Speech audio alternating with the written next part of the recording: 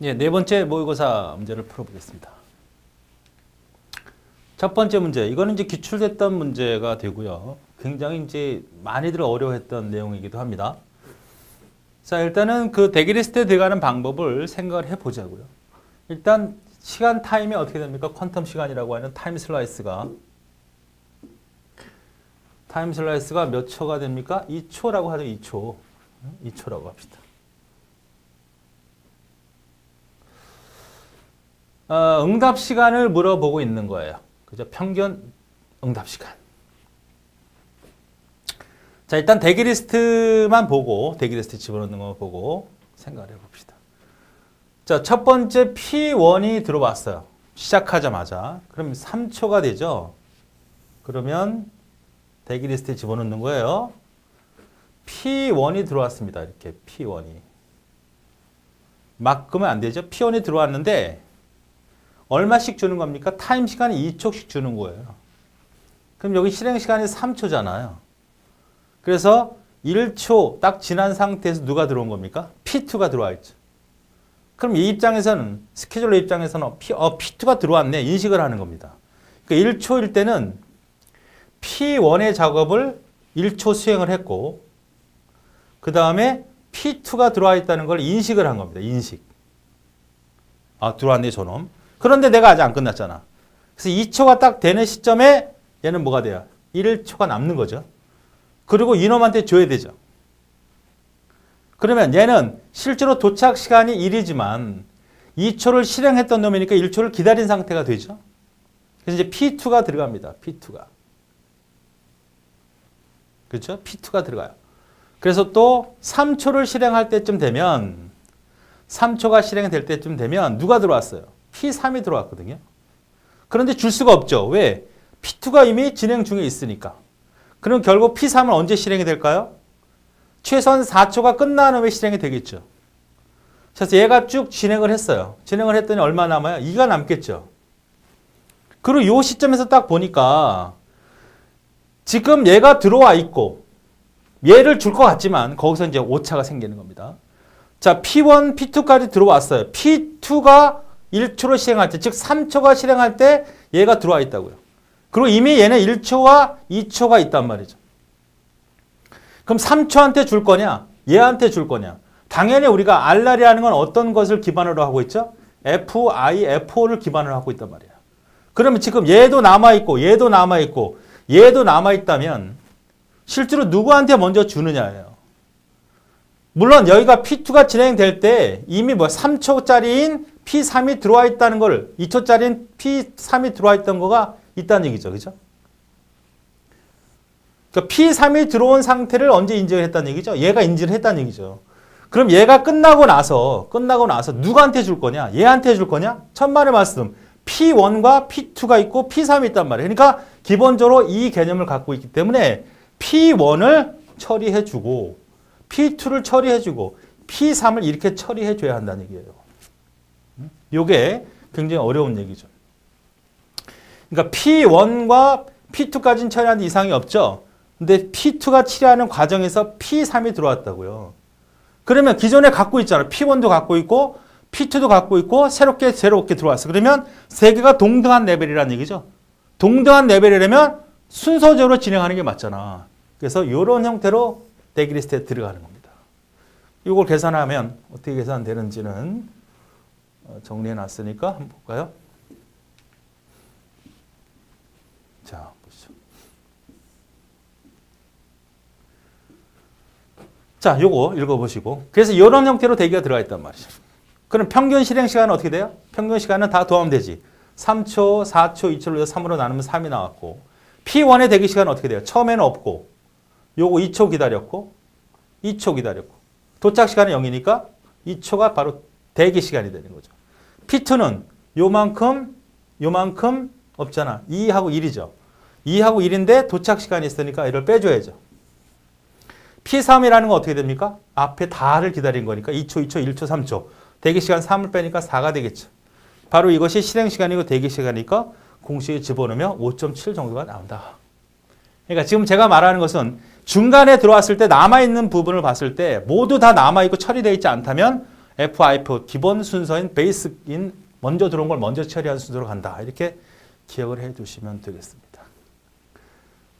자, 그래서 답이 첫 번째.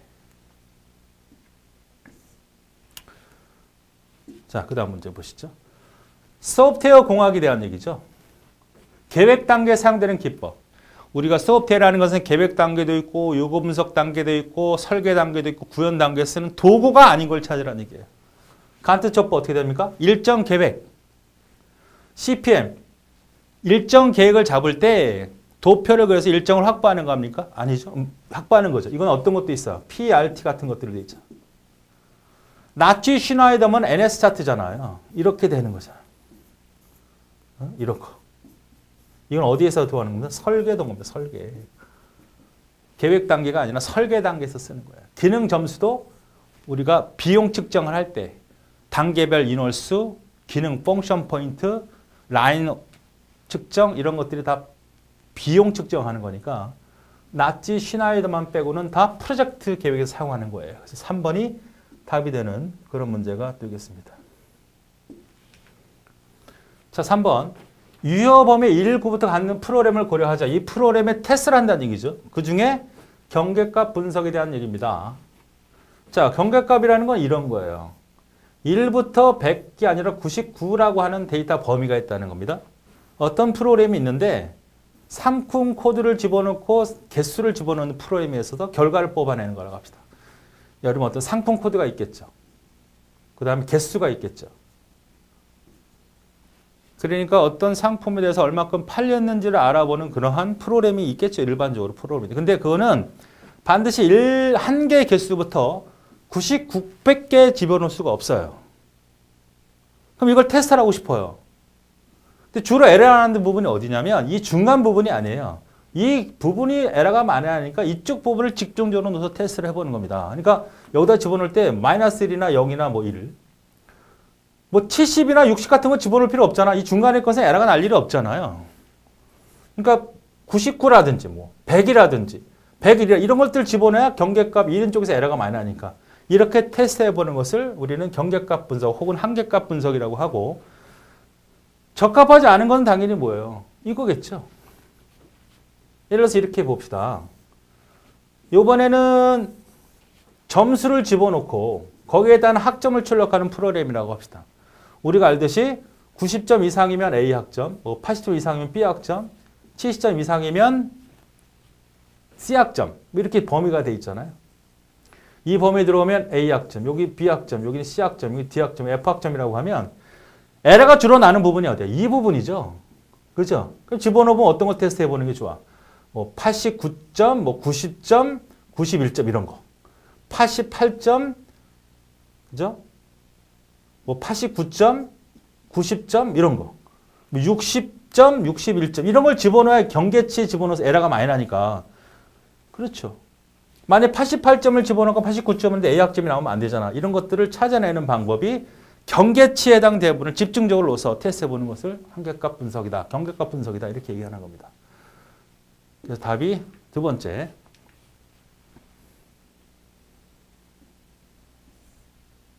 다음 문제. 관계형 데이터의 키를 말하죠.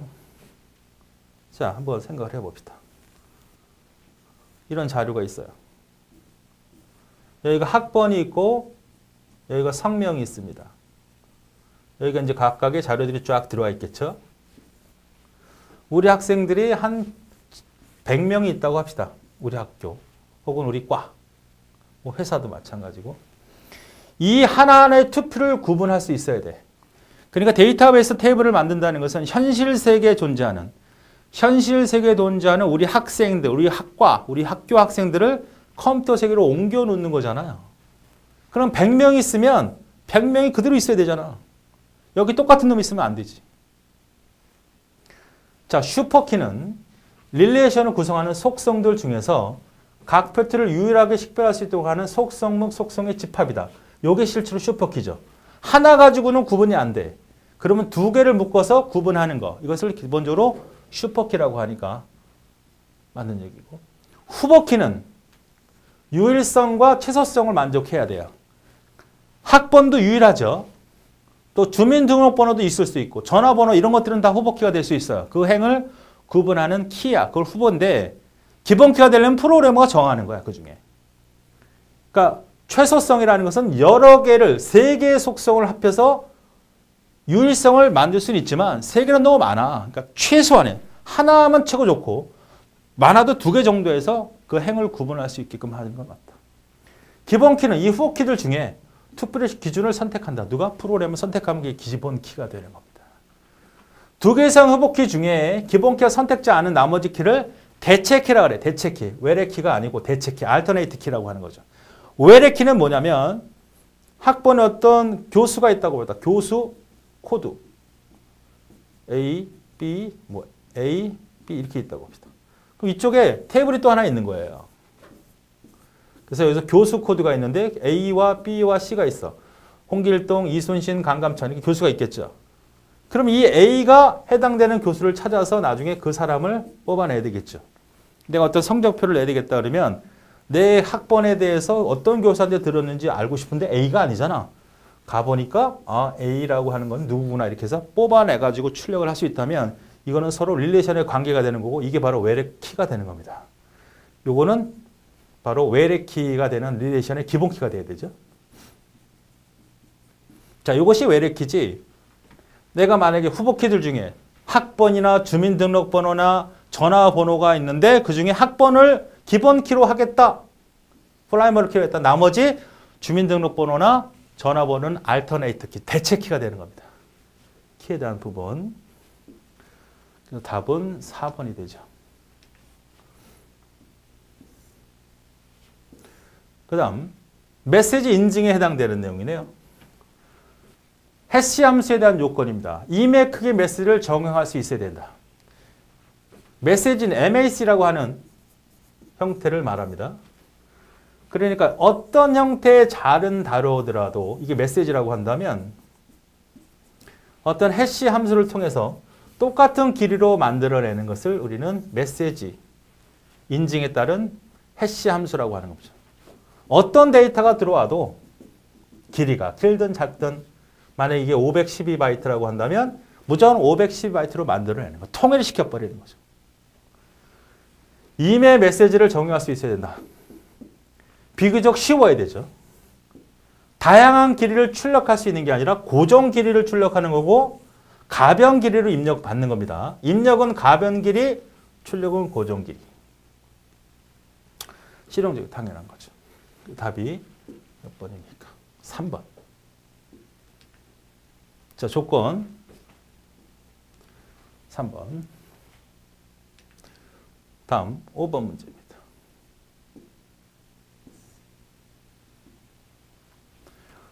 n가지 정보를 이진수 코드로 보호하는 데 필요한 비트수를 계산하는 거. 자, 우리가 알려서 곰돌이가 하나 있어요. 곰돌이가. 여기다 기계선을 딱 2개를 연결을 했어요. 스위치를 하나만 2개를 만드는 거지. 스위치. 그래서 스위치를 1 하면 이렇게 이름 선택한 거고 이쪽 거 선택한 거고 둘 다 선택한 거고 0 선택했다고 합시다. 똑같죠. 뭐 곰 인형이 있는데 아무것도 안 누른 상태고 둘을 동시에 누른 거야. 버튼을. 이쪽 누른 거 저쪽 누른 거죠. 이거는 왼쪽으로 이동하는 거. 이거는 오른쪽으로 이동하는 거. 이건 빙글빙글 도는 거. 이건 아무것도 작동을 하지 않는 형태로 세팅시킬 수 있죠. 그러니까 4개의 정보를 만든 거잖아요. 기계나 컴퓨터나 곰돌이한테 4개의 정보를 실어서 보낸 거죠. 아무것도 하지 마라. 빙글빙글 돌아라. 오른쪽으로 이동해라. 왼쪽으로 이동해라. 4개의 정보를 4가지 정보를 했을 때 이진수로 코드화할 때 몇 비트면 돼요? 2비트면 되잖아. 컴퓨터에 이것이 n가지 동작이 필요해요. n가지 동작이 필요하다 그러면 어떻게 되는 거예요? 2에 n승 그죠? n가지 동작 2에 2승이잖아. 여기 아니고 n가지라고 하면 요거잖아. 그래서 n가지라고 하면 어떤 개념이 돼야 돼요? 이거 돼야 되지. 로그 값이죠. 로그하고 지수와 관계가 되는 거 아닙니까? 이거 쓰면 어떻게 돼? 로그 2에 4는 2잖아요. 이게 n이고 이게 로우 값이잖아요. 맞습니까? 요거. 그러니까 요거란 얘기죠. 정리 다시 해볼까요?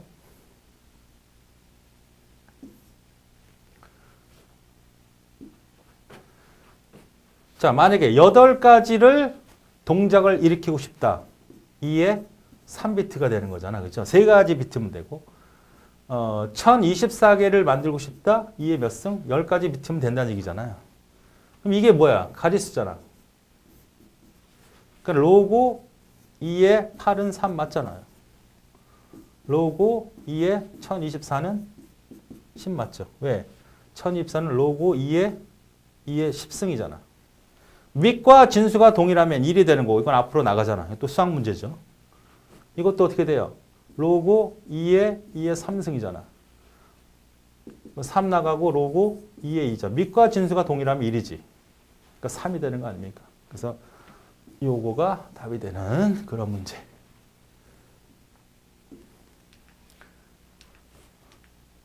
다음 7번.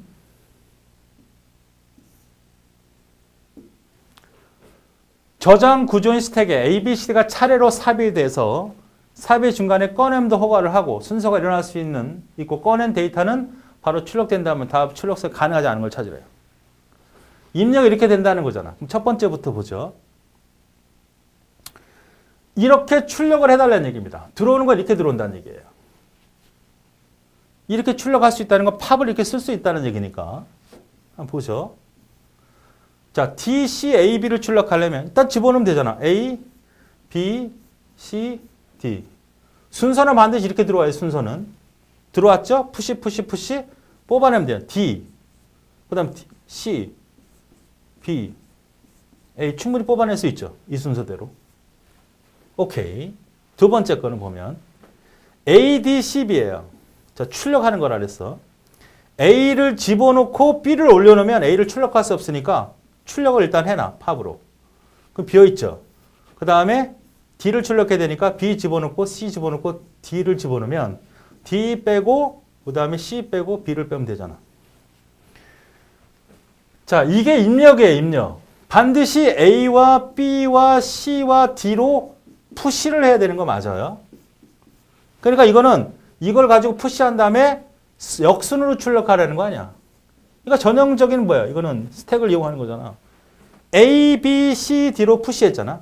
뽑아낼 때 거꾸로 팝 하니까 이렇게 출력이 되는 것처럼 이거는 A가 먼저 출력이 돼야 되니까 나머지는 집어넣지 않고 A를 푸시한 다음에 순서는 이걸 꼭 지켜야 되니까 A를 푸시한 다음에 뽑아 그냥 출력하면 뽑히죠.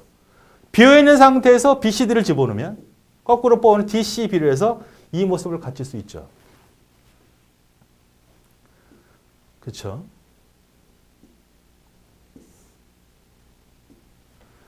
세 번째 거는 D, A, B, C. 자, D가 먼저 나와야 돼. 그럼 D까지 집어넣어야 되잖아. A, B, C, D를 집어넣고 뽑아내면 절대 그 다음에 A를 뽑아낼 수 없어요. D가 먼저 출력이 되면 A는 밑에 박혀있기 때문에. 이건 안 돼. 자, A, B, C, D는 어떻게 출력할 수 있을까요? A를 집어넣고 출력해. 또 B를 집어넣고 출력해. C를 집어넣고 출력해. D를 집어넣고 출력하면 불편하지만 가능하죠. 집어넣고 집어넣기 전에 집어넣은 다음 빼고 집어넣고 빼고 집어넣고 빼고. 그러니까 푸시팝, 푸시팝, 푸시팝, 푸시팝. 이건 절대 안 돼. D가 먼저 나오려면 일단 D까지 집어넣어야 되거든. 순서대로는 반드시 어떤 순서? 이 순서를 지켜야 되고. 그냥 절대 안 되죠. 그렇습니까? 3번이 답이 되는 겁니다. 자, 보세요. 팝에 대한 얘기를 쭉 설명하고 있죠. 그림을 그리면 더 좋겠지만 팝에 대한 순서를 얘기하는 겁니다.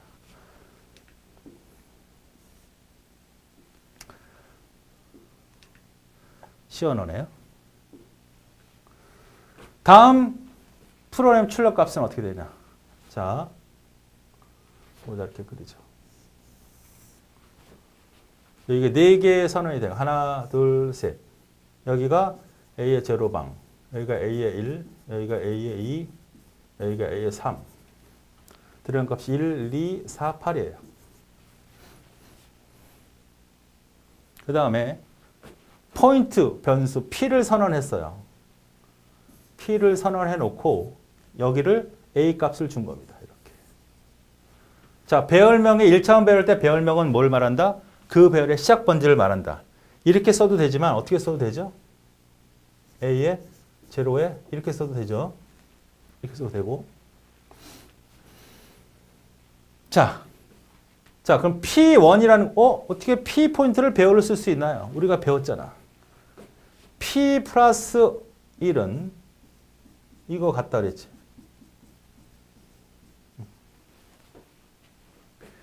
맞습니까? 이 원칙이 성립이 되잖아요. 자, 그럼 이건 뭘 말하는 거냐? 이거는 이걸 의미하니까 P에서 가리키는 거 플러스 1을 여기를 가리키고 거기 안에다가 여기를 말하는 거기다 3을 집어넣으라는 게 이렇게. P1이라고 하는 것은 이거잖아, 이거. P 플러스. 이거야, 이거. 이것도 이렇게 쓸 수 있어. 이것도. 응? 1차원 배열의 포인트 변형. 자, 이거는 P 플러스인가 P 자체가 바뀌어요, 안 바뀌어요? 절대 안 바뀝니다. 이거하고는 달라. 이거는 P 자체가 바뀌어요. 이거는 하나 증가해서 거기다 집어넣으라는 얘기지. 그 다음에 A1에다가, A1은 어디예요? 여기잖아. 여기다 다시 뭘 집어넣어라? 4로 집어넣으래요. P2는 어딜 말하는 거예요? P 플러스 2의 내용이니까 여기죠. 여기다 뭘 집어넣어? 5를 집어넣으라 이런 얘기네. 그리고 찍어버려요. A1은 얼마예요? 1. 여기 4. P1은 어떤 거예요? P1은 P 플러스 1이니까 4. A1은 요거잖아. 그냥 그대로 4 변경될까. P1은 P가 여기니까 P1에 이거지. 4 더하면 8이군요. A2는 어디에요? 이걸 말하니까 5죠. P2는 어떻게 돼? P 하나, 둘, 5네. 10이네. 그러니까 8과 10이 출력이 되는 그런 문제.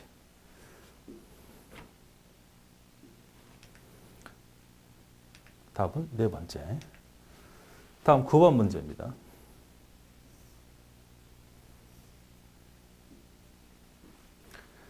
다음 유닉스 파일 시스템의 설명을 옳지 않은 거. 유닉스 파일 문제는 우리가 하드링크는 나왔었잖아. 하드링크. 하드링크는 링크가 될 때마다 이게 늘어나죠. 이거는 소프트링크, 즉 바로 가기 형태의 파일이에요. 그래서 실제 명령을 보면 이 맨 앞에 L자가 붙죠. 그리고 mycfg 요 실제 파일을 앞으로 요걸로 링크를 하겠다. 여러분이 그 인터넷 여러분이 쓰는 윈도우 프로그램에서 보면 바탕화면 있잖아요. 바탕화면에 명령 아이콘이 있잖아요. 여기 프로그램이 있는 게 아니고 C 밑에 어디에 폴더 밑에 이런 파일이 있는 거죠. 이걸 직접 들어가서 실행할 수 없으니까 얘를 링크를 걸어서 여기를 클릭하면 여기 들어가서 실행하게끔 되어진 거예요. 그러니까 여러분이 컴퓨터에는 바탕화면에 있는 아이콘들은 그 바탕화면에 있는 게 아니라 컴퓨터 하드디스크 같은 실행 파일이 있어요. 그걸 연결해서 쓸 수 있도록 하는 것을 우리는 바로가기라고 얘기하죠. 윈도우에서는. 근데 유닉스에서는 소프트링크라고 그래요. 그래서 이 소프트링크는 CP를 쓰는 게 아니고요. LN이라는 걸 씁니다. CP는 하드링크예요. 틀렸네. 주로 디렉토리를 링크할 때 유닉스는 많이 쓰고요. 링크가 삭제되어도 원본에 영향을 줍니까? 바탕화면을 지운다 해서 실제 가서 지워지지 않거든요. 똑같아요, 이거는. 원본 파일에 대한 위치 정보를 가지고 있는 것으로 파일에 대한 포인트형이다. 그 형태에 있는 이거를 가리키는 주소 형태, 포인트형이다. 이렇게 얘기할 수 있는 겁니다. 답은 첫 번째가 틀렸다. 다음 유지보수에 관련된 문제입니다. 유지보수, 소프트웨어를 만들어 놓고 그 품질이 계속 유지되도록 관리해주는 형태 관리 기법. 변경된 환경과 적절한 조화를 이루도록 소프트웨어 변경 사항을 유지보수 활동에 속한다. 원시 코드, 프로그램 소스 코드를 이용하여 원시 코드를 추상화된 표현을 나타내고 분석하는 과정을 역공학이라고 한다. 프로그램 소스가 만들어졌어요. 이게 소스예요. C 언어로 만든 소스예요. 프로그램을 보니까 막 돌려보니까 너무 안 되는 게 많아. 프로그램 에러가 많아. 여러분 쓰는 회사에서 쓰는 아니면 여러분 집에서 쓰는 일반 프로그램이니까 에러가 너무 많아. 이거 고쳐야 되겠다 이거지. 그럼 소스를 봐야 되죠. 소스를 보니까 너무 문제가 많아. 그래서 이거를 가지고 소스를 보고 문서를 만들어내요. 소스만에 있는 내용을 야 이거 보니까 여기는 잘못된 거가 많고 여기는 좋은 게 많네. 그럼 그 내용을 바로 문서로 만들어내요. 우리는 기본적으로 어떤 거니까 소프트웨어를 개발할 때 요구 분석서, 설계서, 그 설계서를 바탕으로 C 언어나 자바 언어로 프로그램을 짜는 거잖아요. 이건 거꾸로 소스를 보고 야 이건 이게 잘못됐네 잘못된 문서화를 만들어서 문서를 만드는 것을 우리는 뭐라 그래? 이거를 역공학이라고 하는 겁니다. 정공학이라고 그래요. 정공학 우리가 배웠던 대로 사용자 요구를 받아들이고 설계하고 그다음 프로그램 소스로 접근하는 건데 이렇게 접근하는 걸 역공학이라고 해요. 역공학. 그러면 역공학은 뭐냐? 이건데 그럼 제공학은 뭐냐? 제공학. 이 문서로 만들다 보니까 실제로 소스를 문서로 만들다 보니까 잘못된 게 너무 많이 보여. 그럼 다시 이 문서를 가지고 소스를 수정하는 것을 제공학이라고 하는 겁니다.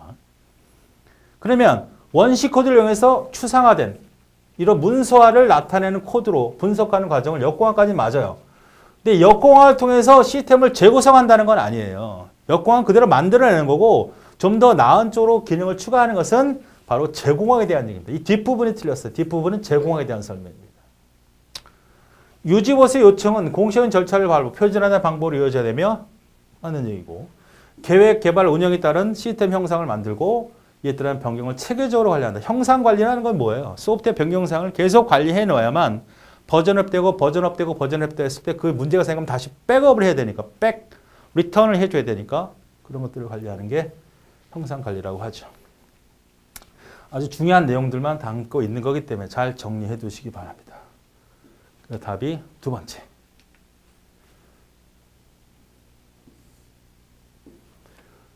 자, execute 사이클 중에 인터럽트 요청을 받아 인터럽트를 처리하는 실행되는 사이클은 뭐냐? 당연히 패치죠. 자, 주기억 장치가 있어요. 여기 명령어 코드가 있습니다. 여기가 CPU가 있어요. 자, 처음에 가서 명령어를 가져오는 게 바로 뭐죠? 이게 바로 패치 사이클입니다. 명령어를 가져왔더니 add a, b야. 이 a하고 b를 또 가져와야 되네? a 기억장소 여기 있고 b 기억장소 얘를 가져오는 게 바로 뭐죠? 여기 가져와. b도 가져와. 이게 바로 indirect 두 번째 겁니다. 다 세팅이 됐잖아. 이제 실행을 해. 연산장치에서 실행해. 연산장치에서 더해. 이게 바로 execute 3번이에요. 다 끝났죠. 그러고 나서 새로 다음 명령을 읽어내기 전에 야 인터럽트 있는지 없는지 확인해. 자, 1번, 2번, 3번이 전형적인 수행 순서입니다. 물론 2번은 생략될 수 있죠. 왜? 인다이렉트라는 것은 이게 없을 수도 있잖아요. 푸시나 팝 같은 경우는 오퍼랜드가 존재하지 않기 때문에 오퍼랜드 간접 연산화가 필요 없어요. 생략될 수도 있습니다. 그렇죠? 생략될 수 있어요. 그래서 절대 1번, 2번, 3번 중간에는 절대 인터럽트를 수행하지 않습니다. 잘 나오는 문제가 모든 명령어 프로그램이 다 끝난 다음에 이때 인터럽트 물어보는 거야. 1번, 2번, 3번 수행하고 인터럽트 있냐? 1번, 2번, 3번 인터럽트 있느냐? 1번 할 때 인터럽트 받아들이지 않는다고. 그러니까 하나의 명령이 완벽하게 끝난 후에 요 명령 끝난 다음에 요 명령 끝난 다음에 인터럽트 여기를 확인해 보는 거지 중간에 절대 들어보지 않죠. 어쨌든 이 문제는 인터럽트가 끝난 다음에 다음에 가는 사이클은 어떤 거다? 당연히 패치죠. 11번은 1번 문제가 되겠습니다. 자, 12번 문제를 풀어보겠습니다. 12번 문제는 우리가 보통 그 시험에 나왔던 문제죠. 그래서 여러 가지 논란거리가 있어요. A 케이스가 있었고 B 케이스가 있었죠. 그러니까 학자들마다 해석하는 게 다르고 교재마다 다르기 때문에 약간 혼란이 있었던 건 사실입니다. 자, 그래서 이제 최근에 전산직 시험 문제에서 나왔어요. 그래서 하나로 딱 정해졌습니다. 여러 가지 이론 중에. 그러니까 지금 설명한 대로 무조건 따라 하시면 됩니다. 우리 시험은. 자, 깊이 우선과 넓이 우선이죠. 이건 어디를 이용하는 겁니까? 스택. 넓이 우선은 Q를 이용하죠. 자, 그럼 보자고요. 이거부터. A부터 출발하니까 A를 집어넣습니다. 여기까지 이상 없죠? 일단 A예요. 그죠? 집어넣는 거는 일단 방문한 거예요. 자, A에서 바라봅니다. B하고 C 중에 두 가지가 있잖아요. 알파벳 순으로 집어넣습니다. B를 집어넣어요. 자, C도 있는데 이 C는 깊이 우선은 절대 안 건드려요. 두 개가 있으면 하나만 선택해서 파고 들어가는 거예요. 근데 넓이 우선은 채워서 쓰는 거거든요. 그건 조금 있다. 어쨌든 깊이 우선은 B하고 C가 있다면 하나만 선택해서 집어넣어. 자, B 집어넣었죠? 이제 B에서 D하고 E를 봐요. 어떤 거예요? D죠, D. E가 더 늦잖아, 알파벳이. D를 집어넣어요. 자, D에서 바라보니까 B하고 D가 있는데 B는 이미 처리됐으니까 통과. G밖에 없잖아요. D를 집어넣습니다. 방문한 거죠. G까지 왔어요. G 왔는데 D하고 E하고 F가 연결돼 있잖아요. D는 이미 처리됐고 E는 처리해야 되고 F도 처리해야 되는데 알파벳은 E를 먼저 처리해야 되죠. E로 집어넣습니다. 자, E까지 왔어요. 그럼 연결된 게 B하고 C하고 G가 있는데 G는 방문했고 B도 방문해서 C로 가야죠. C로. 자, C로에서 이제 방문하는 게 A하고 B가 있는데 이미 처리가 된 거잖아. A하고 E는 방문했잖아. 더 이상 갈 데가 없어요. F는 아직 처리되지 않았어요. 그때는 팝합니다. 팝. 빼버려요. 맨 위에 거를. 그럼 E로 오겠죠. E도 갈 데가 없어. 또 빼버립니다. G까지 왔어요.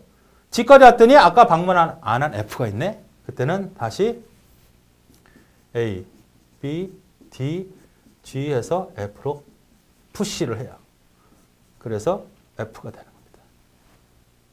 그리고 빼고 결국 다 빼갖고 다 빠지면 결국은 비어있어요. 그래서 방문이 제대로 끝납니다. 이게 바로 DFS, 깊이 우선입니다. A, B, D, G, ECF. 요거 맞네, 요거. 그죠? 그 다음에는 넓이 우선으로 가야 돼요. 넓이 우선. 자, 넓이 우선은 Q에다가 집어넣는 겁니다. 구분을 잘 하셔야 돼요. 반복적으로 여러분이 들어보셔야 돼요. 자, A가 있어요. 그럼 A를 집어넣습니다. 그리고 A에 연결된 부분을 다 집어넣어요. Q에다가. Q가 이렇게 생겼죠. A에다 연결된 다 집어넣어. 그리고 일단 A가 처리됐죠. 자, 빠져나갑니다. 그럼 A가 일단 처리가 된 거죠. 뭐가 남아있어요? 이제 B가 남았죠. B하고 C가. 자, B에서 연결된 걸 다 집어넣어. B, D하고 E네. 물론 알파벳으로 집어넣는 겁니다. 아까 깊이 우선은 어떻게 돼요? 채워넣지 않고 하나만 선택하고 가죠. 자, B가 결정돼. B를 빼버려요. B가 이제 처리가 된 거예요. 이제 C죠.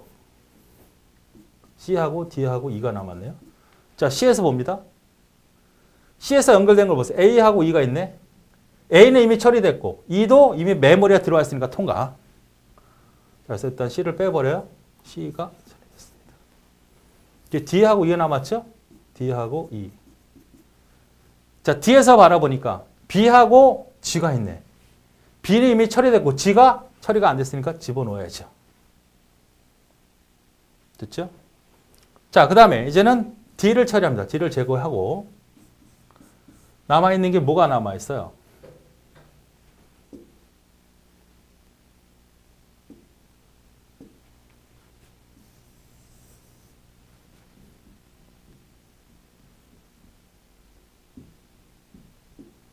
가겠습니다. 그냥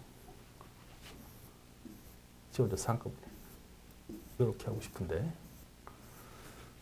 자, D까지 처리됐죠. 남아있는 게 뭐예요? E하고 G가 있잖아요. 그죠? E에서 보니까 B하고 C하고 G가 있잖아요. B하고 G는 이미 채워졌잖아요. 처리됐고 뭐만 빠져 있어요? C도 있잖아. B도 있고 얘는 통과. 맞습니까?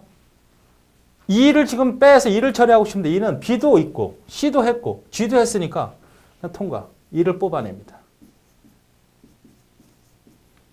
그 다음에 G를 보죠.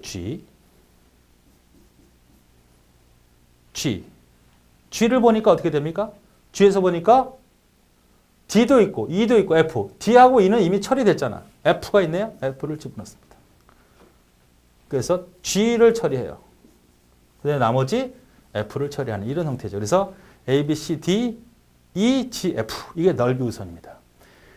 그러니까 Q 같은 경우는 빠져나오는 순서예요. 빠져나오는 순서. 그러니까 A를 집어넣고 이게 뺐으니까 A가 됐고 이제 B를 처리할 때 B에 관련된 거 채워놓고 P에 연결된 거. B에 연결된 얘네들 집어넣고 그리고 빠져나갔잖아. 이게 B예요.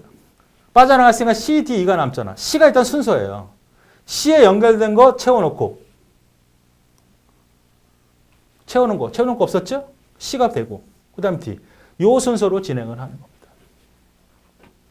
자, 설명을 잘 해놨으니까 유인물에 그걸 꼭 참고하셔서 확실하게 이해를 해 주시기 바랍니다. 답은 4번째가 되겠죠?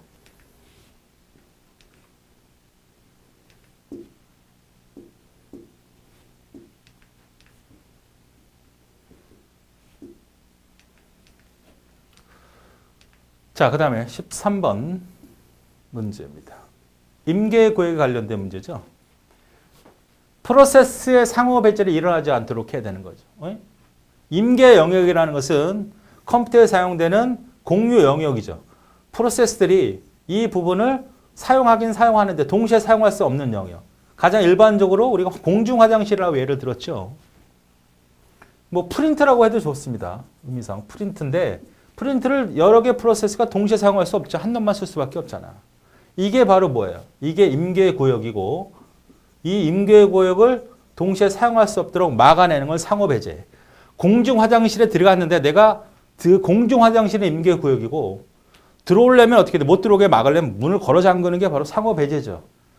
프로세스 상호배제가 일어나지 않도록 해라? 뭔 소리야? 상호배제가 있지 않으면 시스템은 엉망이 되는 거죠. 교착 상태가 일어나지 않도록 주의해야 한다 이런 얘기죠. 1번 틀렸네. 맞는 거 찾는 거예요.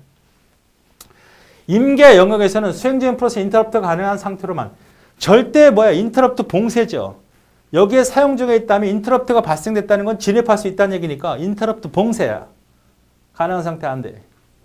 어떤 하나의 프로세스가 임계구역 진입한 후에 다른 프로세스 일제히 임계구역 동시에 접근할 수 없다고. 동시에 접근 못하게 해야지. 임계구역은 최대한 빠른 속도로 수행하고 빠져나가는 것이 좋죠. 4번이 맞는 얘기고 나머지는 다 틀린 얘기. 자, 그래서 4번이 다.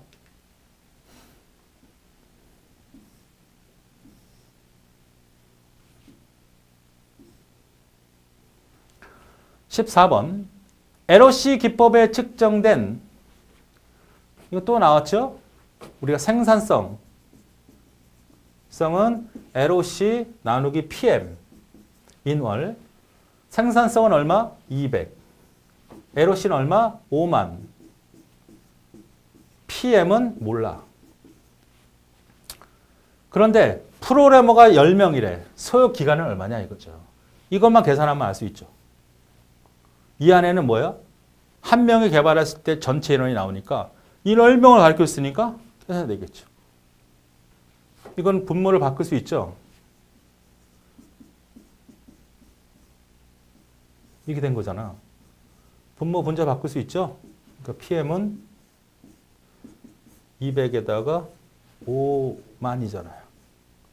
그럼 2개 빼고 250이네. PM은. 한 놈이 개발할 때 250개월 걸린다는 얘기야. 10놈이 개발한대잖아. 그럼 25개월이 맞는 거죠. 첫 번째.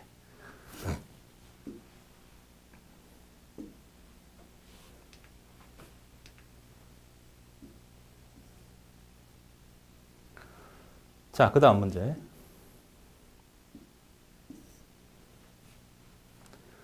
뷰 테이블에 대한 얘기입니다. 뷰 테이블 어떤 거죠? 기본 테이블이 있어요. 기본 테이블이 있는데 이거는 누구나 쓸 수 없어요. 기본 테이블이 있어. 우리 회사에 대한 회원 정보야. 사원 정보야. 그러면 여러 사용자들이 이걸 쓰게 되면 얘네들이 수정을 하고 갱신을 하고 되면 엉망진창이 될 거 아닙니까? 이건 절대 누가 이거를 DBMA, 데이터베이스 관리자만이 수정 삭제하도록 하고 나머지들은 이걸 쓰려면 뭘 해서 여기서 필요한 내용을 추출해서 니네들만의 테이블을 만들어내.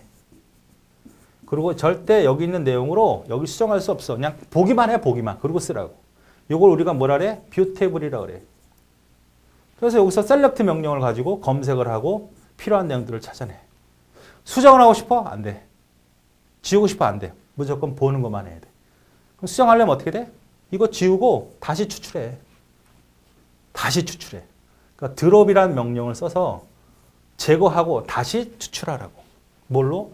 create view 테이블로 새롭게 추출을 하게 되면 보안 요소도 되고 여기에 기본 테이블을 변경시키지 않고 좋고 이런 내용입니다. 자, 뷰테를 기반으로 만들어진 가상 테이블이며 뷰를 기반으로 새로운 뷰를 생성할 수 없다. 무슨 소리야? 이거 가지고 또 만들 수도 있고 이거 말고 또 만들 수 있어요. 틀렸네. 뷰 삭제는 SQL 딜리트 명령을 쓰는 게 아니에요. 드롭이라는 겁니다. 우리가 테이블이 이렇게 존재하면 이 전체를 지우는 게 드롭이고 여기 중간중간에 열을 지우는 게 딜리트예요.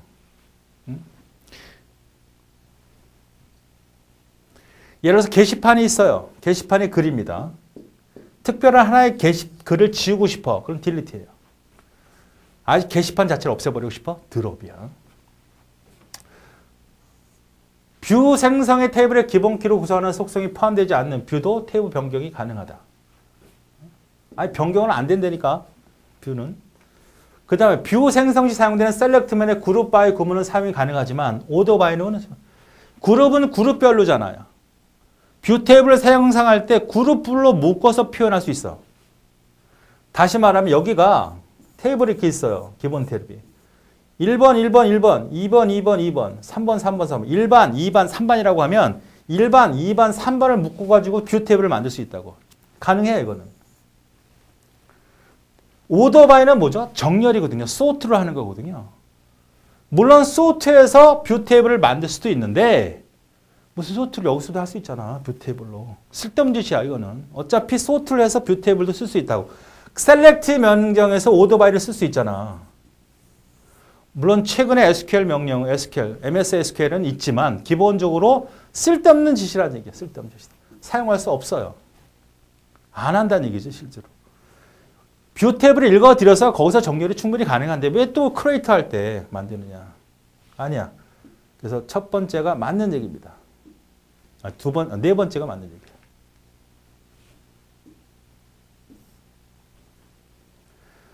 뷰 테이블을 질의할 경우에는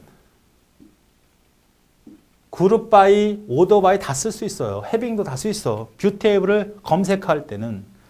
근데 생성할 때는 소트를 왜 써? 어차피 생성을 해서 검색을 할 때 소트를 쓰면 되는데 굳이 이건 할 필요가 없다. 잘 기억하시기 바랍니다. 아주 중요해요. 자, 그 다음 4번이 4번이고요.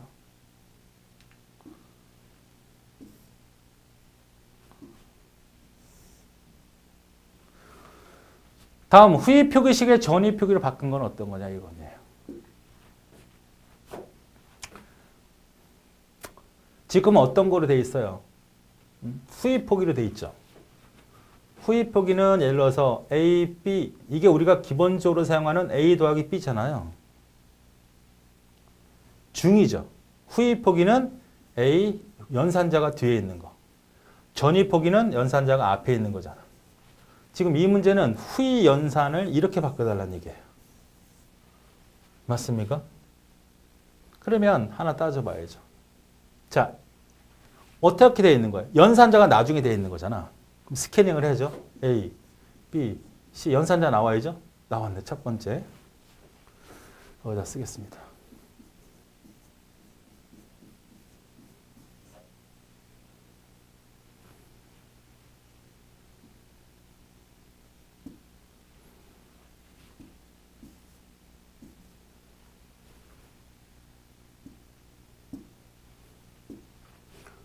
자, 여기서 플러스 2 빼기 이렇게 되어 있는 거잖아요.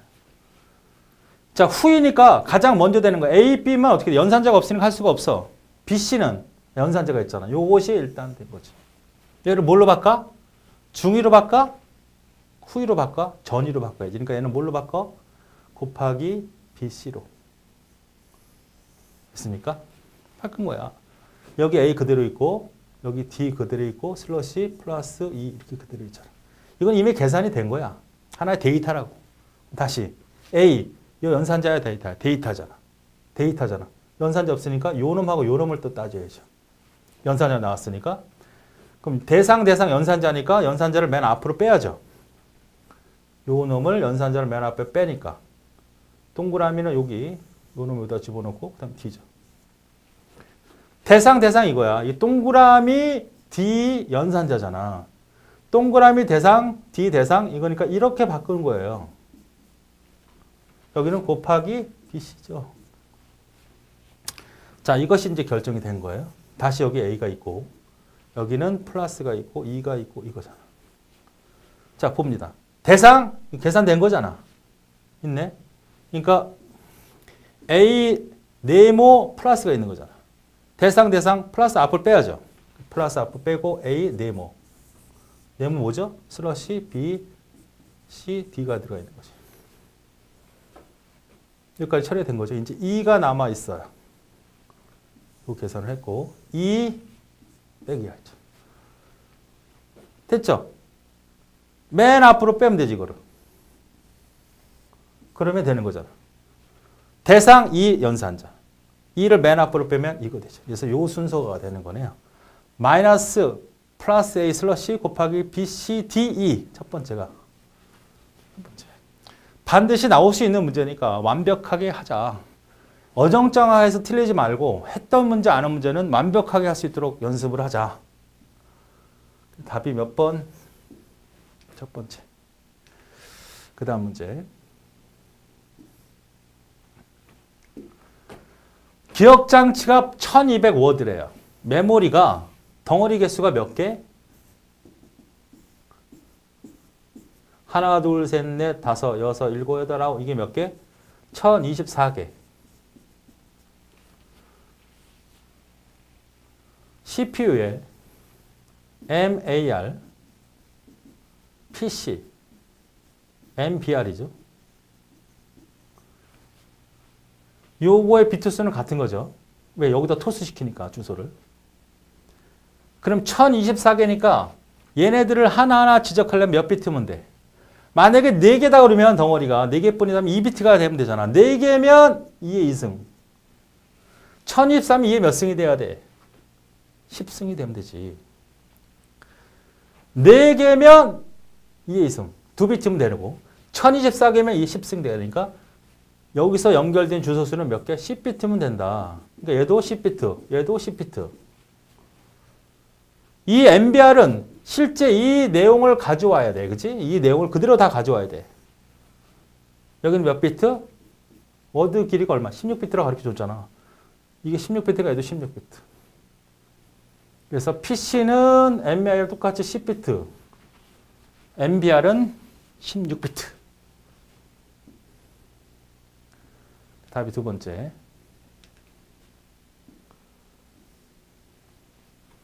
18번 조건을 만족하는 수평적 부분 집합으로. 자, 이렇게 해서 릴레이션이 존재한다. 그러면 이렇게 행으로 자료를 찾아라. 이건 시그마. 열로 찾아라. 이건 뭐라고? 프로젝션. 그러니까 크리스마스 시간은 뭐예요? 셀렉션이네 이거. 프로젝션은 파이. 조인은 이렇게 쓰죠. 디비전은 나누기 이렇게 쓰죠. 그 기호를 정확히 알고 있느냐 이런 문제였습니다. 답은 1번. 해싱 함수에 대한 얘기네요. 해싱에 대한 설명. 서로 다른 탐색기가 해시 함수를 통해 동일한 해시 주소로 사상될 수 있죠. 자, 우리가 자료들이 이렇게 존재합니다. 학생들의 자료가 되든 그럼 해싱 함수를 통해서 해싱을 통해서 해시 테이블에다 기억을 하죠.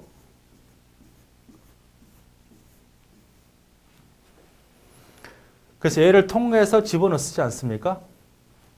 그러면 여기서 똑같은 다른 레코드인데도 불구하고 같은 홈 어드레스를 갖고 있다는 자체가 바로 충돌이 일어나는 거예요.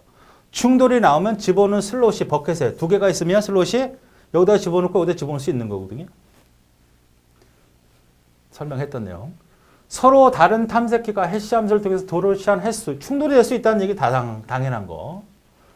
충돌이 발생하지 않는 해시 함수는 사용한다면 복잡도는 이상하다. 원래는 이 내용이 똑같아요. 이 자료도 결과가 똑같은 0번이란 해시 주소를 갖고 되면 충돌이 일어난 거거든요. 이거와 이거 충돌이 일어났어요. 그러면 충돌이 일어났어. 일로 왔지. 그런데 여기서 또 검색이 일어나야 돼요. 그러면 복잡도가 늘어나는 건데 이런 충돌이 일어나지 않았다면 이런 일이 발생하지 않았다는 얘기고 모든 데이터가 골고루 분포되어 있다는 얘기는 해시 함수로 쳐고 들어왔을 때 그 데이터를 바로 찾을 수 있으니까 한 방에 찾을 수 있다는 얘기예요. 맞는 얘기입니다. 선형조사법은 뭐예요? 선형조사법. 충돌이 일어나면 비어있는 곳을 찾아 들어가는 거죠. 자, 이렇게 두 개만 있어요. 다 두 개씩 채웠다고 합시다. 근데 또 들어가려고 그래. 또. 두 개밖에 없는데 들어갈 수 없잖아. 오버플로가 발생이 된 거거든요. 그럼 세 가지 형태가 존재하죠. 체인 기법이 있고 1차 조사법이 있고 2차 조사법이 있어요. 1차 조사법이 바로 뭐다? 선형조사법이고 2차 조사법은 2차 제곱을 해주는 거지. 자,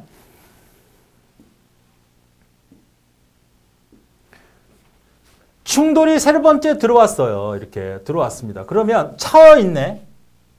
아, 그럼 방법이 없어. 링크드 리스트로 연결을 해. 계속 오버가 되면. 이렇게 이용하는 게 체인 기법이에요. 이걸 안 쓰고 충돌이 됐네. 들어갈 데가 없네. 그럼 비온 곳을 찾아. 바로 옆에 있냐? 없어. 그 다음은 없어. 그 다음에 있어? 그럼 집어넣어. 그 다음에 있어? 그럼 집어넣어. 이렇게 그 다음을 확인하는 걸 그냥 1차 조사법, 선형조사법이라고 그러고 2차 조사법은 첫 번째 없어? 그럼 네 번째. 그 다음 없어? 아홉 번째. 없어?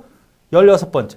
제곱수잖아. 2의 1승, 2의 2승, 2의 3승, 2의 4승의 형태로 점프해서 찾아서 빈 곳을 채워넣는 이런 작업을 2차 조사법이라 그래. 그러니까 선형조사법은 연결 리스트라는 걸 쓰지 않고 체인 기법이 연결 리스트를 쓰는 거잖아요. 맞어요? 네. 틀렸습니다. 3번이. 폴딩 함수는 탐색기를 여러 번을 나누어 일들을 더하거나 베타적 논리합을 사용한다. 이게 바로 함수면 우리가 책에서 설명한 건 나머지 갖고 한 거지. 나머지. 11로 나눈 나머지 갖고 홈 주소를 찾아갔다면 그거 말고 뭐 주민등록번호라고 하면 주민등록번호 접어봐 이렇게.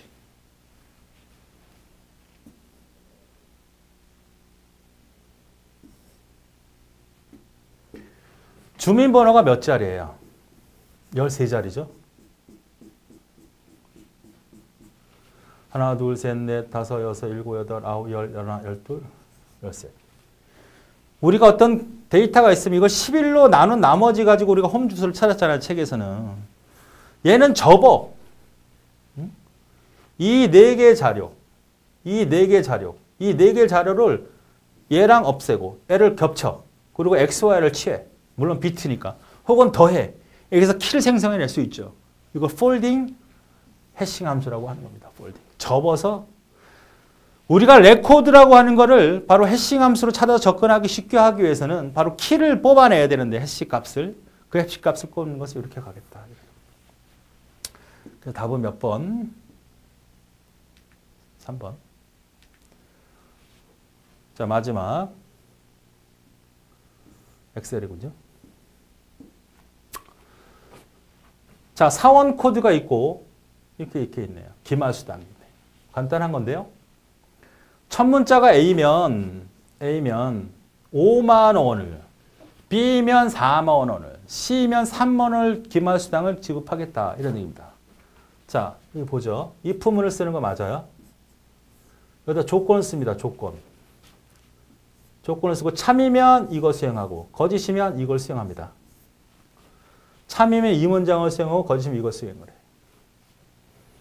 근데 거짓이면 또 집어넣을 수 있어요. if 참이면 이걸 수행하고 거짓이면 이렇게 쓸 수 있어요. 요 내용을 여기다 집어넣을 수 있다. 또 물어볼 수 있어요. 참이면 이걸 수행하지만 여기다 다시 또 if. 계속 파고 들어갈 수 있는 겁니다.